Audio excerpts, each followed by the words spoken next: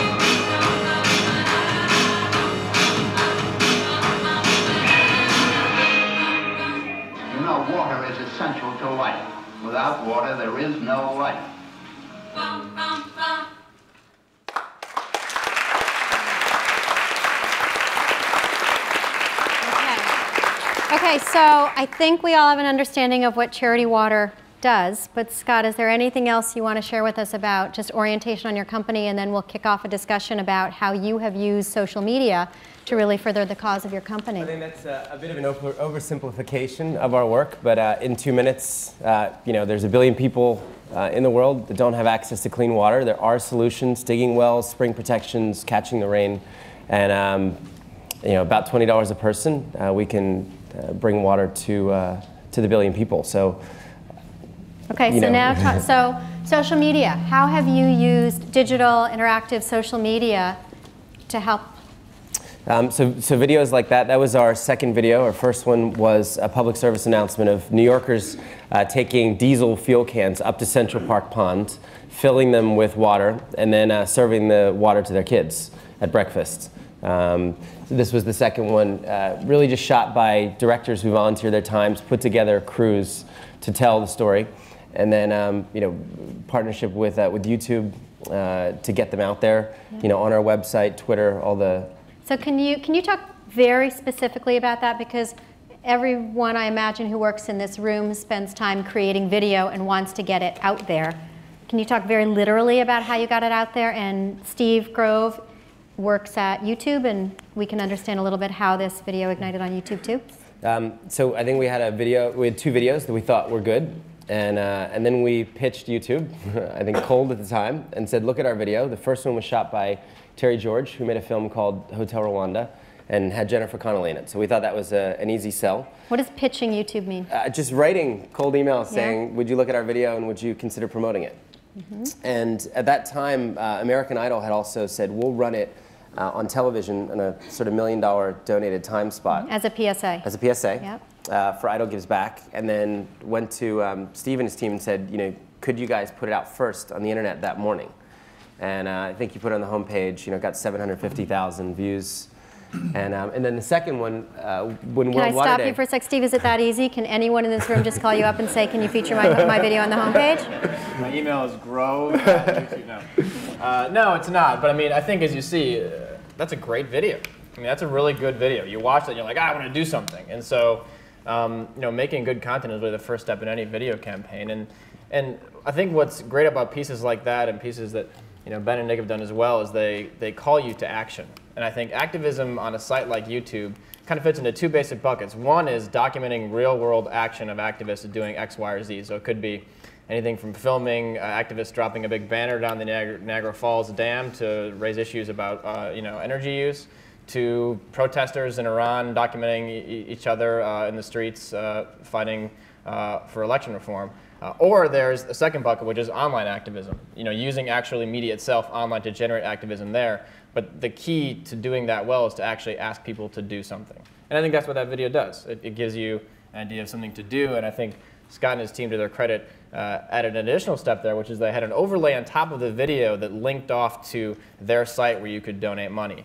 And in the span of 1 day, they had, I think, $10,000 or so donated from that video, because they gave people something to do next. I mean, you see that video, the music's going, the images are there, you get a sense of what this is all about, and then boom, like you're able to actually do something. And I think that's a key. So was that transaction? So the actual transaction of someone giving money, was that tricky to engineer? Or how did you do that? So it was just a click to the website and a donate page. Okay. Our organization gives away 100% of donations to the projects, and then proves every project with GPS and photos. So I think on that side, it's easy to give $20 or $100. All the admin costs are covered separately. So I think once, if you do want to help, and then you see a donate button, and it's $20 and the value proposition, 100%, we're able to raise a lot of money online. Steve, is this something that YouTube does consistently for causes? Yeah, so anyone who has a nonprofit account on YouTube, and if you're a nonprofit in the audience and you don't have one, go to youtube.com/nonprofits. One of the automatic benefits is you get to run this call to action overlay, we call it, but it's just a graphical unit at the bottom of your video that can drive traffic off of youtube.com to your site where people can do more. But you can also do this just by getting promoted videos on YouTube, and that's actually a great, great way to make sure that your content gets more views. I mean, the beauty of YouTube is that everyone has their own global TV network at their fingertips, and the peril of YouTube is that everyone has their own global TV network at their fingertips. which is to say with 20 hours of video uploaded every minute and hundreds of millions of videos each day, how are you actually going to get your content seen on the site? I mean, you're not going to be able to just say, Steve, can you put it on the homepage? We don't really operate that way on a consistent basis. But using promoted videos, if you go to youtube.com/advertising, you can slot your videos into search results pages of people that are looking for your content. And with that promoted videos you also get the call to action overlay unit, which can drive people off site. So as part of sort of building an ecosystem of using video to draw eyeballs and get traffic, and then giving them something to do off site. Yeah.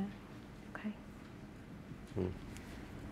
Anyone, Nick or Ben, any thoughts on Sounds lovely. on this video, this project, and then we can talk a little bit about good. Yeah, no, I think that the point that you've got to make it interesting. We have this we're going through this period, especially in marketing, where technology is changing the environment, changing people's media habits. We need to recognize that and recognize the big sort of structural change in how people connect with each other and with organizations, and how sort of seamless that behavior can be, from seeing the appeal to actually donating seconds later. But we don't want to get caught up into the sort of techno-fetishist world. We've still got to understand that the thing that compels people is interesting content, emotional content. And what constitutes interesting may be different to what marketers thought was interesting 10 years ago. I do think that there's a language of marketing that emerged out of 50 years of doing TV, which is, tell us metaphorical story and tie it up with a punchline, that is still sort of useful, but there are all these other sort of deep, interesting ways that we look at stories and content as a result of these platforms. So I think that that's the challenge for marketers, is to look at the new structure, be interesting, but be interesting in a way that's appropriate for the structure. Yeah. And it's not the same as the old world. I guess that's my point. So we have creative from RGA. Do you want to tell the audience what it is before we watch it? Yeah, so it's for the Ad Council, and we were asked to do some marketing around teenage dating abuse. And what we found out fairly quickly was that there's this whole subterranean world going on, and the target was from 13 to 17, both girls and boys. But there's this whole sort of digital behavior going on, this digital abuse that's going on. And you've probably seen reports of it in the Times, and like people when you say digital abuse, you mean people opening up an account, not as them, and then harassing another Facebook account, constant texting, and asking for nude pics were the three sort of infractions that we identified. And this is sort of rampant. And what's sort of interesting about it is that world is like Lord of the Flies, is that the parents are off living sort of a parallel life, and quite someone's unaware. going to be piggy.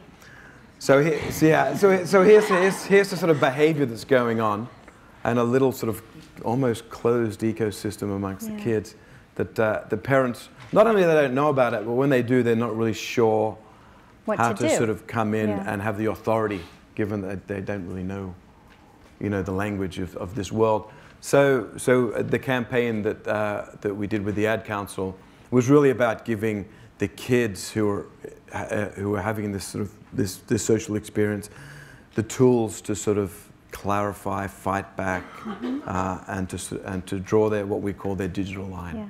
So let's watch, and while we're watching, I think we're looking at social media for social change from two perspectives, but after, I think we should have a discussion, it is advertising week, about social media for advertising. So that'll be the conversation we pick up after we watch. So if we can cue up the next video. We're talking about cyber abuse at the hands of other teens through social networking sites, text messages, and emails. 3 teenage girls were charged with disseminating child pornography. Everyone else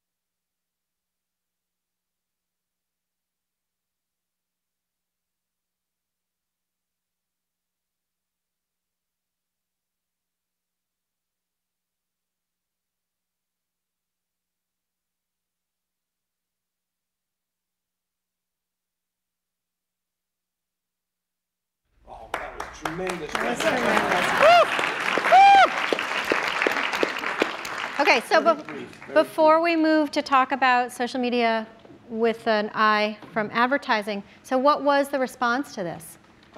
It was good, wasn't it, Peggy? Excellent. Very good. What does that mean, though? What does good, excellent mean? I think it got in front of like 18 million of the target. Yeah. But getting in front of was a combination of display ads, video views. There's a whole sort of forum there. Mm-hmm. It was very distributed. It was through the Google network that we got the word out. Can you give us a sense of how much paid media was put behind it? Just ballpark? $25 million. Yeah. Donated money. Yeah. Okay. And you know, so there were some traditional pieces in there. As you know, there was a TV spot. There was radio. There was outdoor. And so what's interesting about that particular campaign is a play between traditional and digital. Because digital was the hub, because that's where the kids live. That's where they are. Right. Yeah. And obviously mobility is a huge part of that. So lots of tools that you could use on your device. But there is this sort of play, I think, between what advertising has done really well traditionally, which is breakthrough. So advertising's model has been to ambush people. And advertise to them. And advertise to them. And not really ask the question, why would anyone care? Because the reason, how would anyone see it? Because the reason they saw it was generally because they were watching I Love Lucy and you interrupted them. Mm-hmm. So that model works for awareness as long as the structure is in place that people are prepared to sit in front of a TV spot. But there's this other side of the coin which has emerged as a more important sort of marketing approach, which is how do you fit in? So breaking through is about disrupting people, and fitting in is about insinuating your way into their media habits. And for kids between 13 and 17, their media habit are dominated in these sort of social networks. Yeah. So, and you don't invite yourself into these social networks by ambushing them. You insinuate your way in by giving them things that they're interested in and are useful, you know. So, okay, I see a lot of pens out, people waiting to write things down. If you, for all of you, so you are a marketer and you are activating a social media strategy, okay, for whatever your product is, what are the top few things that you need to begin to explore? And you can state the obvious, like Twitter, Facebook, etc. But what do you do there? Where do you begin? So if we want to go right down the line, or Ben, why don't we hear from you first? Where do you start? Say something, for God's sake. Where do you start? I think you start with, do you have an interesting product that is interesting to people? You know, he obviously has an interesting product, and then I think the challenge is, what's the landscape? You know, what's the landscape where you can disrupt, but also what's the landscape where you can fit in? I think if you can find that area where there's already people hungry for the sort of content that you're going to be creating about your product, that's a different sort of relationship. You know, I think the most exciting social media is when you have people like, I haven't been to that website, but I imagine it's people kind of going back and forth and adding and receiving value to and from each other within an environment you created about a topic you wanted to engage. Right, so you're setting the stage, so it's dialogue, exactly, like setting a conversation. Platform, establishing a DNA. You know, I think once you have the DNA that is kind of something that can attract people, then the media has to be about representing that DNA. So maybe this is a better framed question if I'm more specific. So does anyone have a product they're thinking about marketing? Something you have to do next week? One product? We're all in advertising, so someone's got to have something they need to. I'll give you a product that... Shampoo? All right. Target is a little more shampoo. All right, it's shampoo. You have to activate a social media strategy for the launch of a shampoo product. So, you know, I was really relaxed about this past. You know, just crush it. Right? Where do you begin though? People don't have shampoo. Well, where do you begin? Let's just say it's tween. Let's stick with the teen 13 to 17. Yeah. Let's stick with that since that was the focus of that. Well, so the difference between what we're showing here and shampoo is obviously, one, there is an inherent sort of social aspect to it, that people are social animals, and being a social animal means that you want to help other people. So with the sort of stuff that we're showing here, you've got a built-in interest, as long as you can be legible and interesting in the way that you get that message across. But let's take so when you go to something, a more low consideration product, right, like shampoo, then maybe it's an organic shampoo. So maybe you've got to be in sort of social networks that are concerned about that sort of thing. So you tuck into social networks that are more engaging people around. But if it's a candy, like if it's a ball of corn syrup, and you really can't distinguish it in any other way than to be entertaining, then you've got to be crazy and wacky and try to. And then it's almost like your product sponsors entertainment. So I think you're talking about context and being appropriate in the environment. That's right. It's all about context. Whether it's high consideration, low consideration, is it technical? Is it simple? So let's get, so Ben, if we can go back to where do you begin? I think we all know Facebook, we all know Twitter, but are there other environments that people should be aware of where you begin? That you have to understand before you can start to use social media? I think it's the environment you create around your brand. And then those are just tools, like they're wonderful tools, but they aren't the end itself. You know, what Dove did with their kind of close to shampoo products, like they created an environment for that. Like there's a conversation around what beauty is. And they decided that, like, you know what, like that conversation's happening, but we're gonna kind of make that our conversation, and we're gonna use our media to promote that conversation. It's gonna be happening all over the place. It's also gonna happen on Dove environments. But you know, that was a wonderful way to kind of place themselves in a nascent conversation, help that conversation move to the mainstream, and as it did, see Dove rise with it. If I was a shampoo business, I would think about something like that. Obviously, they've kind of marked their territory, and I think it was authentic. Like, I think the people behind Dove at Unilever, like, had, is that Unilever? Yeah. I don't know. I think they had Dove is Unilever. I think they believed in what they were doing there, and you know, if that shampoo company has a real interest in A, B, or C, whatever it is, then trying to find that conversation that relates to A, B, or C, and dig in there. And you have to find, like what value you're adding to the conversation. I mean, people have infinite choice. They don't have to watch your ad. They're not stuck in front of I Love Lucy. They're not forced to engage with anything. If you think of social networking or online media as just a digital representation of your social life, you wouldn't walk into a cocktail party and just sort of force your idea around everybody there because they have a choice to go talk to somebody else or go do something else. So I don't think it's as mystifying as people might think at times, because it's not too different from just the way that we're all social animals. It's just done digitally, and there's different variables there. But like, what value is your ad, or is your message, or is your idea bringing to people that is interesting? I mean, that Dove Evolution ad was just interesting to like think about beauty in a new way and watch that woman's face transform. If you haven't seen it, it's definitely worth checking out. But well, I think that's the point, though. Without that video, that specific video of the sort of transforming woman, then I'm not sure how powerful it would be. So it's like was it Lipton's did that tea party thing? Yep. It's tremendous. I watched it over and over again and laughed my ass off. Which was now 4 or 5 years, maybe 4 years ago that they did that. But the fact that it struck a sort of cultural nerve and was so interesting. The follow-up one wasn't nearly as successful. And I think maybe it wasn't as good, but also maybe we'd had that laugh and we weren't going to have that laugh again. So, but it's a hard strategy, is just to do the sort of pure entertainment thing and hope people are attracted to it. It's really, I mean, it's a needle in a haystack. It's also hard to, I think, pull at the heartstrings more than once. In the Unilever, the Dove campaign, they followed that up with, people may remember this, it was a young girl with freckles and red hair, and it was a picture of her running, and then it flipped to all of these women, you know, body images and all this stuff about beauty, and then at the end it flips back to the girl and it says, no wonder our perceptions of beauty are so distorted. Right. It's just showing what young girls are exposed to, so no matter, right, but that, it's the follow-up. Are there specific blogs, websites, newsletters, are there people that these folks should be paying attention to that are particularly knowledgeable about social media, can help them get up to speed? What do you all pay attention to? I don't know, Scott, if there's... You know, I sort of feel like we use whatever tools are out there. I mean, there's 12 or 15 websites that we regularly keep up on. What do you think they are? You know, so Twitter, Facebook, Social Vibe has raised, you know, $80,000 for us. Facebook has raised $90,000. Changeance is one. Causecast is starting to raise some money.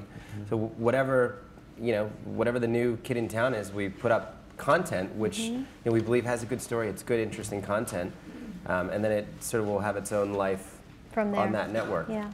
But I think you know, I really believe it comes back to story and then the execution. You know, I see so many nonprofits executing badly in the space because they have bad taste, really bad taste. They're cheesy.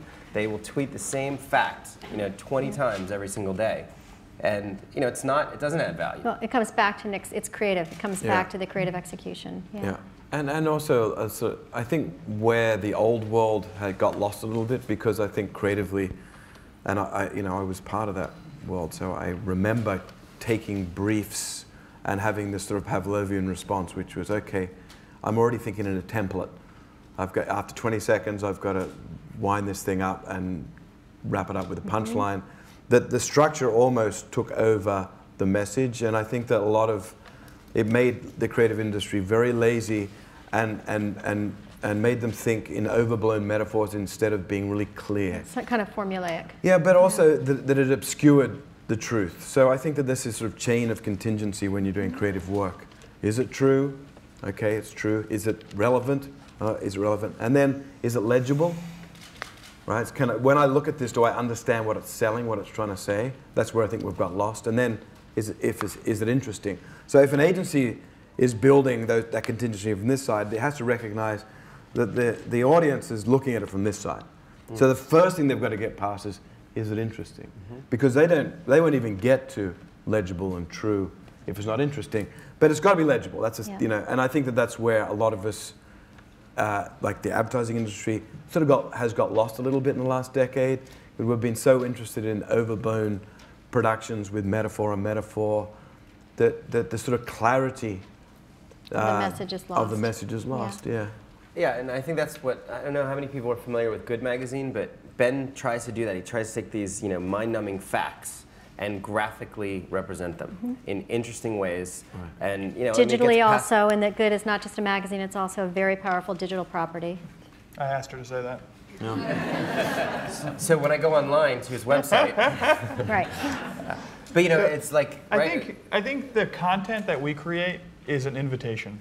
And we distribute those invitations in Starbucks through little kind of, fold out broadsheets. We distribute them online through videos. We do it through a magazine.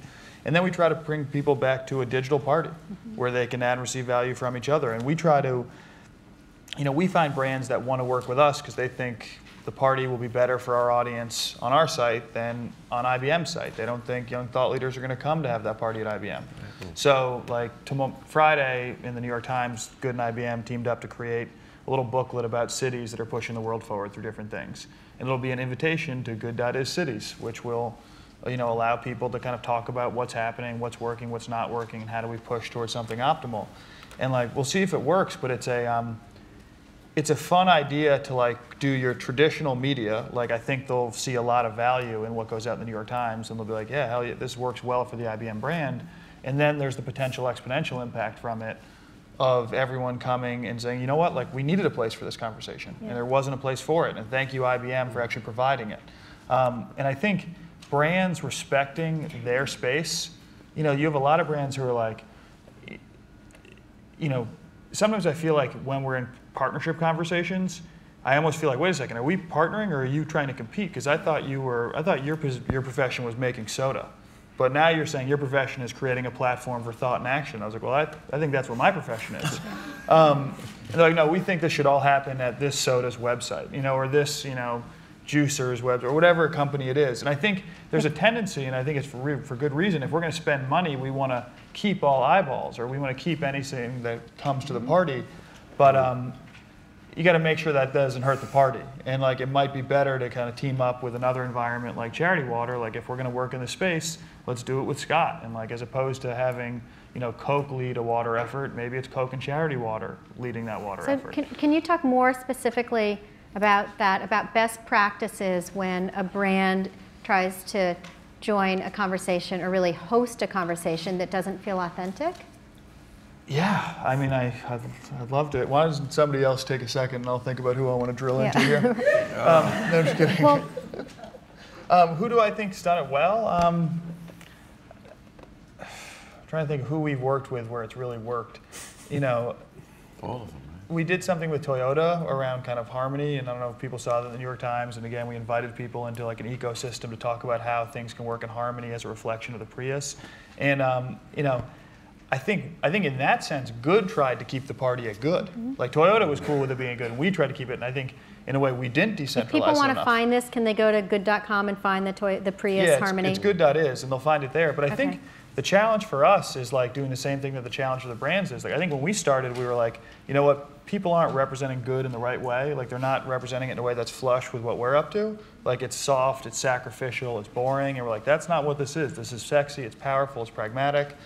But the bottom line is like that movement has taken the center stage now. It isn't a peripheral conversation. People are doing it. And so how do brands, how does Good, how does Charity Water empower those people who are on like the front lines to just do their own thing and not kind of try to make it theirs? So the companies where you see people kind of like, you know, providing, you know, I see HP is giving grants out to people now, or what Netflix did recently with their kind of putting up that money for that programming competition. It was the sweetest. I mean, like they were on the cover of the New York Times homepage, which I don't know what that would cost, but it was a lot more than probably what they paid out for a program that they needed to pay for anyway. And they only had to pay in this as a success. So it was like the perfect combination of product, marketing. It wasn't marketing. Right. It was product. It was a product path, development path that turned into marketing.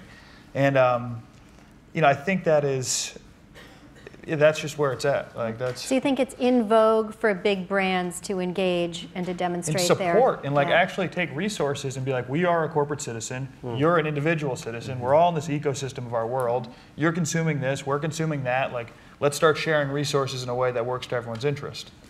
I've got one example offline. Saks Fifth Avenue, the retailer, we'd met with them and they liked the idea of doing water. Didn't necessarily see the connection between fashion and water. Because that's all models can drink. You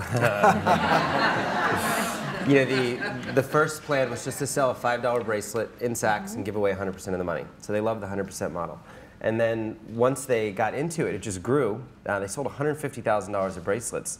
And then the employees at 108 stores all started trying to bring $5,000 together to fund one well. And the employees raised $200,000. Where do we look to see, to read about this? Do you just... So then we finally showed where the money went online. So the third thing then was the vendors. They said, well, you know, Saks is now in 300 grand. Let's go to Dior and Tom Ford and Hermes and Clarins. So they start calling up the vendors saying, we'll just charge you back. So they raise another $90,000, you know, in $5,000 increments. And then finally an event. So within 7 weeks, you know, the company has brought $550,000 to the table, written a check. We then go off and do 100 water projects in 3 countries, and then bring it back online, showing them videos of where the money went in GPS coordinates at charitywater.org/Saks. Okay, charitywater.org/Saks. And that was, so it wasn't an online component, but now, you know, that went to all the stores. The stores started playing videos of the wells that their employees had funded. So, you know, it was a small idea that just grew, but it had integrity, you know, throughout the process. Yeah. Integrity and authenticity are how important? Wildly important. Yeah. And I think a simple message, too. Yeah. I'd add transparency to that if you're writing down values. Transparency. Not opaqueness and superficiality. Can any of you think of a brand associating where it just made no sense? So Or that would be naughty if we said that. Just one. The Catholic Church with righteousness. Ben, you were going to think of it. We're moving right along. So I think it's nothing. nothing. All right. Look, I've just gone for the biggest. Come on, I've given you a break here. We get approached by brands all the time that want to give away 1% and sell more product using our network. So 90% of the people that approach us, we say no. The conversation stops there. Yeah. So I think the actual intent of the brands, you know, are they passionate about our mission, or they want to sell more soda? You know, do they want more page views? You know, we have 1 million followers on Twitter. Do they want us just to tweet about their soda? Or, you know, do they want to create something with integrity that helps people get clean water? And then, you know, the Twitter becomes a byproduct of that partnership.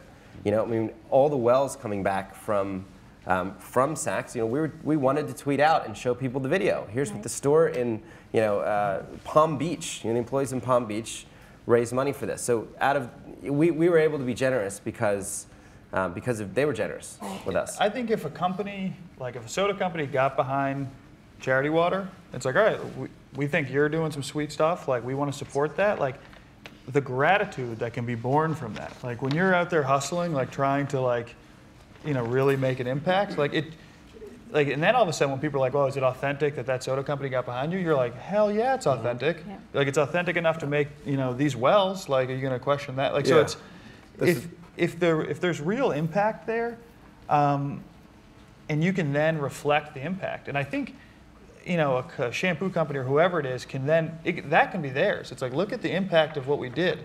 But we did it with all these different people. We didn't try to do it all ourselves. We did it with all these people, but like aggregate that impact and say like, this is what we're about. Like, we've done this. It's pretty hard to argue with results. And I mean, the traditional marketing model is about creating a bunch of signifiers and making people feel something. I think the sort of pragmatism of this model and what social networks enable is behavior. So if you can measure the behavior, which you can, and there's been a good result, it's pretty hard to argue with that, no matter who is behind it, really. I mean, as opposed to just a pure messaging platform, if a strange, if a arms manufacturer decided to do saccharine ads on television about world peace, people would really question that. They'd have a problem with that. Yeah, but if they actually tried to take small arms out of the hands of unregistered users, there would be something. Arms manufacturer. Oh, I'm sorry. I've got my Glock in my bag. So we're going to take questions in just a sec. Steve, listening to this conversation and thinking about YouTube, it seems like YouTube can thread in all over here. So just a last thought on how this massive platform being YouTube can tie in to kind of everything we talked about. I think the interactivity of video makes all these sorts of conversations in communities that these guys are talking about possible. One thing we haven't touched on maybe as much is sort of tapping into a video community, an online community, to actually create media for you, which is an interesting tack that a lot of advertisers take on YouTube. And it's actually something that we're committed to in our nonprofit program, because organizations that have done work with these guys aside, most nonprofits actually aren't that effective at making good videos. It's just not what they do.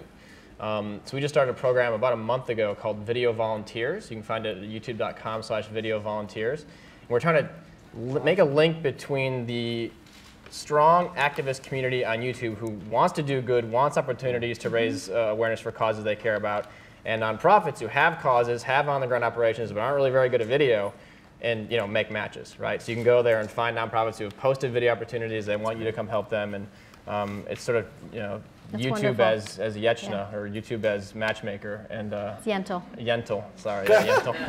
The Fiddler on the Roof lady, Right. Roof lady, yeah. It's actually Crossing Delancey I and offended the Fiddler on the Catholics, Roof. you offended the Jews. Right. We'll Is just there go down anyone the you want to line. offend? No, but it's neat. Check it out. YouTube.com/video volunteers. And I think for a lot of advertising agencies, what Nick did with that'snotcool.com is a great example of folks in this industry giving back a little bit to organizations that actually really need the help and need creative guys like Nick and others to help them get that message out. And I think what Steve is talking about is people are sometimes surprised on YouTube. The YouTube users, or we call them YouTube stars, the ones that are most subscribed to are not who people think they are. They're the users. So we actually have more subscribers to kids like Fred, who's a 16-year-old kid who has a weekly show, than we have to partners like Universal Music Group. Yeah, Fred makes a video and he has 1 million subscribers. That's like, Fred is like NBC, really. Yeah. He has the same audience. So often it sounds funny, but it's true. In our case study, we shot a lot of those puppet videos. And we used great puppeteers and great production values, and they're well viewed, definitely.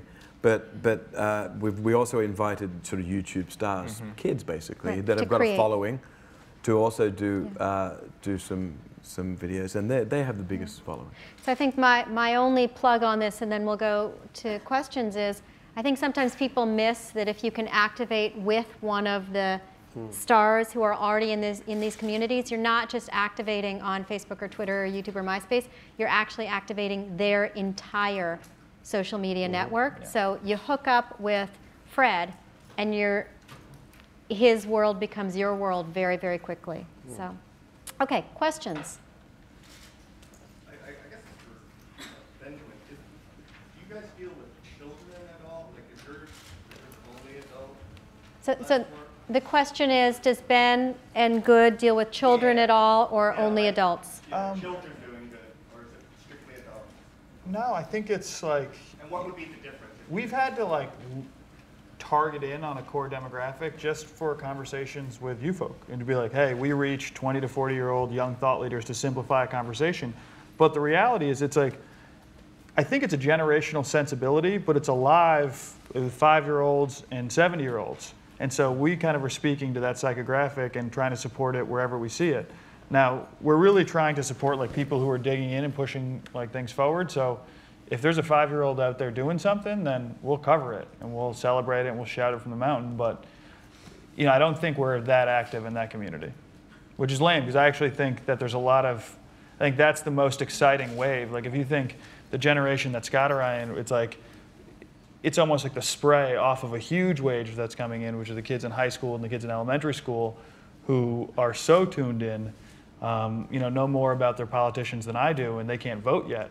So it's a comforting reality, I think.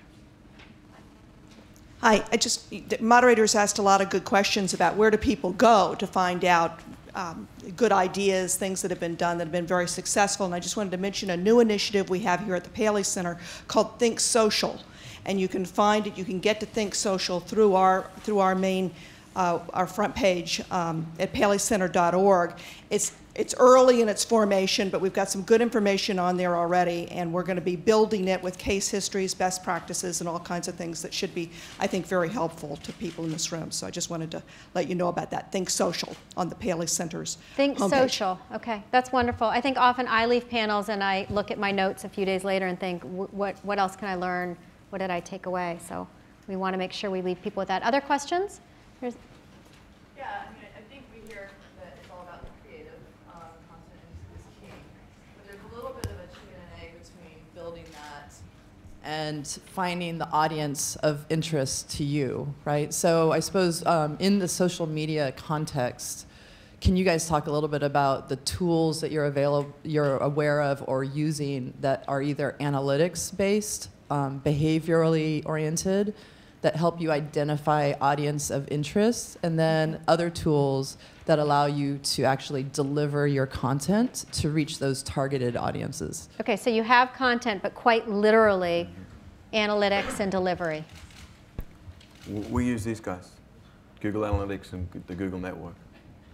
So the Google network, for people who don't know, Google has an ad network. It has hundreds of thousands of long tail sites, and you can be very specific about where you want to shoot out a piece of content and distribute it. And then YouTube has Insight, of course, which is our back-end analytics model to figure out who's watching your video, whether they're male or female, how old they are, if they got there from off-site, from an embed, if so, how. So both sort of discovery stats around your video views, and then also demographic information and the aggregate of if you're actually hitting your target or not. So Ben and Scott, so Tools. very specifically tools and analytics. We use Google Analytics, but we're not, I think our story is so broad. We have hundreds of schools engaged, elementary schools and middle schools, and then we have 81-year-olds giving up their birthday, asking everyone in their network for $81 and collecting checks. And then we have 50-year-olds, and so we haven't targeted like that. We're not data-driven at all. I mean, we're now 13 staff. We were 6 a year ago and 2 a year before that. So it's sort of instinctive. Just go use the tools that are there. I mean, Twitter's a great tool. The Twestival sort of happened to us, where Twitter users around the world raised $250,000 in a night for Charity Water just by organizing events in 204 cities, I think. And we were just there on the space, and we had an easy story to tell, and we did have some video content that the Twestival creators thought, oh, people are going to get this. People in Belgium are going to get this. People in Reykjavik are going to get this, and people in Angola, where there was a Twestival, will surely understand the simplicity. I'm hearing a. Do you think that's because you're young and you're cool looking? Like the people at Twitter were like, let's get behind Scott and Charity Water? Maybe. I wonder, because like a lot of nonprofits would have loved that opportunity. And I think you did have a wonderful video and a simple story and a very accountable, system. But like I do think you've branded, like you have created like a suite sensibility with Charity Water, and I think it does come from you. We have and a that really impacts easy issue, right? I mean, we're not doing research, you know, to find the cure for something that the cure may or may not be out there. I mean, within a year, we can use money, and we can take a picture of what the money did, and then use Google Earth to say, you gave the money. Here's, you know, I send people screenshots of their wells all the time. So we've got it. You know, we have an easy story. So orienting back to the question, what I'm hearing is it's not formulaic, but there are some best practices. And it's contextual. Okay. Yeah, I think contextual, like, you know the vibe and the DNA of your brand. Like, where are those people who share that sensibility? Let's take one more question. So you talked a lot about I'll take two more. what you did, and you have a great success story. But I'm wondering what kind of team of people you have doing this, because obviously you're not hiring right now. Like, you have 13 people right now. What do they do? So no one does social media as a job. I do the main Charity Water account when I'm not in Africa, and then I hand that off to my executive assistant. Everybody's on Twitter all the time. What does account mean, Scott? What's the main Charity Water account? Just at Charity Water. Okay. And then everybody has their own conversations going on. So, you know, 13 staff. So some are on the water project side, flying back and forth to Africa, Asia, managing our water projects. You know, my fiance is our designer, so she's created the website. You know, so one person in design, a real small staff. It's a small staff constantly advertising. But everyone's marketing. Everyone's marketing, sure. Well, I think that's the other. That's built into the DNA. From an agency point of view, I think one of the hardest transitions for the agency world to make is to recognize that there are now two very distinct aptitudes, creative aptitudes. One is a sort of a narrative aptitude. They're the people that we've had in the industry for 50 years that are great at boiling things down, telling very simple stories, making something understandable and sort of legible over a sort of temporal sort of a piece. But then we have designers. And designers are very good at understanding systems and understanding how to take a lot of input and to create sort of behavior. And they're very different people. And I find that like interactive agencies that don't have good storytellers are hobbled because they may be able to design a framework, but they can't fill it. And agencies that are really good at telling stories but don't know how to create a system of behavior are hobbled. So there is this sort of two-sided creative aptitude that agencies need, I think, to address this sort of work. We're going to take one more question. So speaking mostly to Nick and to all of you in particular, you spoke a lot about engaging individuals by creating a safe space. And if you're looking more at social change and behavioral change, things like, say, obesity or mental health, anything, activity, things along those lines, what are the considerations you should have in terms of the responsibility of how you set up that environment and how it continues to engage individuals? So a project that I have in mind in particular is mental health among teenagers. When you set a stage and you invite them to interact on your site, how do you make sure that you do in a safe framework? Where does it really come into place? So when you're not thinking about things like that are product driven, you know, how do you look at those actual changes in how they interact and make sure that it's meaningful? Wow. I think you got to seed. I go. think you have to seed your environment. So like when people arrive, like when you walk into this room, like you see everyone who's already sitting down, you kind of have a sense of what the protocol is. Like I think when you walk into an environment online or in person, like there's a sense of what the behavioral expectations are. And there's a standard, all right, like this is a serious conversation, I want to participate, or we're telling jokes here and that's what I'm doing. And so I think if you can kind of simultaneously be generating content that represents the expectations as well as providing the opportunity for people to do their own thing, that works. And I think people will self-select out, along with tools that, you know, because some people aren't going to self-select out and they're going to be jerks, and so you need to provide the opportunity to weed people out. Yeah, every sort of social culture is unique. So in the case of the digital abuse, we recognized that there was a certain tone there that made it more comfortable then for those kids to address a problem, and that their parents weren't the closest to the solution. Childhood obesity, I would suggest, it has a direct relationship with the parents because they are feeding their kids.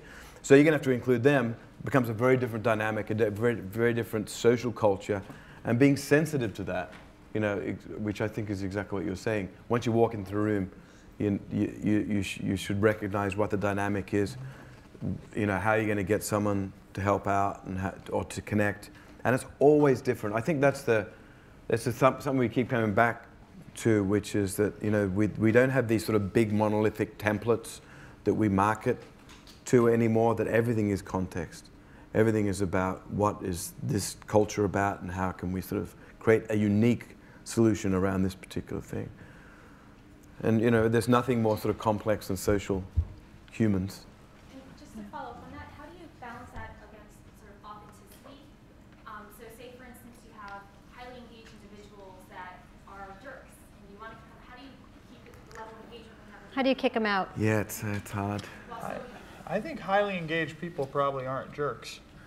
You do get them. Well, they're pretty active. We have a lot of highly engaged jerks who have some pretty aggressive language on YouTube. Why is she looking at you? Because Steve's I'm a YouTube. highly engaged jerk. Yeah. No, I mean, the YouTube comment section is a bit of a nightmare sometimes. Yeah. Yeah. You moderate it out. We're getting the.